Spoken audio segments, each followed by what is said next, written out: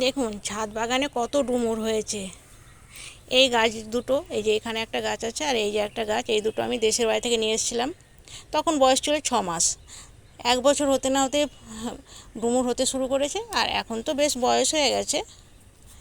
দেখবেন আমার আগের ভিডিওগুলোতে দেখবেন কত ডুমুর তুলেছি আর কত হয়েছিল। একদম এই সব জায়গাগুলো একদম ভর্তি হয়েছিল। তো আজকে বেশ বড় বড় ডুমুর হয়ে গেছে, ডুমুরগুলো তুলে নেব। এইখানে কলকাতার বাজারে এই ডুমুরগুলো পাওয়া যায় না, আর যেগুলো পাওয়া যায় সেগুলো কিন্তু আমরা খাই না। আপনারা দেখলে বুঝতে পারবেন সেগুলো কিন্তু আমরা খাই না। সেগুলো আমাদের দেশে হয় কিন্তু ওগুলো আমরা খাই না। এগুলো তো প্রচুর হয়, এগুলোই আমরা খাই। এগুলো টেস্ট হয় ভালো, খেতে বেশ ভালো লাগে। এইখানে এগুলো ডুমুর পায় না বলে আমি ছাদ বাগানে দুটো গাছ বসিয়েছি দেশের বাড়ি থেকে নিয়ে এসে। আর এই গাছগুলো না মরে না। আনতে আনতে ট্রেনে এসেছি, আনতে আনতে শুকিয়ে গেছিলো।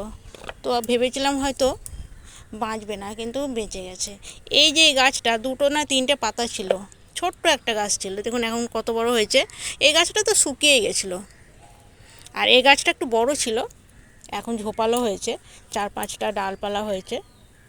তো এই গাছটা মোটামুটি একটুখানি ছিল, ভেবেছিলাম এটা হয়তো বাঁচবে, ওইটা বাঁচবে না, কিন্তু দুটোই বেঁচে গেছে। আর দুটোকেই আমি যত্ন করে রেখে দিয়েছি। আর মাসে 2-3 বার করে আমি এত ডুমুর পাই। দেখুন কত হয়েছে। আর দেশের বাড়ি তো সব সময় যাওয়া হয় না, আর যখন যাই, যেমন ধরুন পুজোর সময় কিংবা চৈত্র মাসে, সেই সময় কিন্তু ডুমুর পাই না, গাছে ডুমুর থাকে না। তো চলুন সমস্ত ডুমুর তুলে নিই।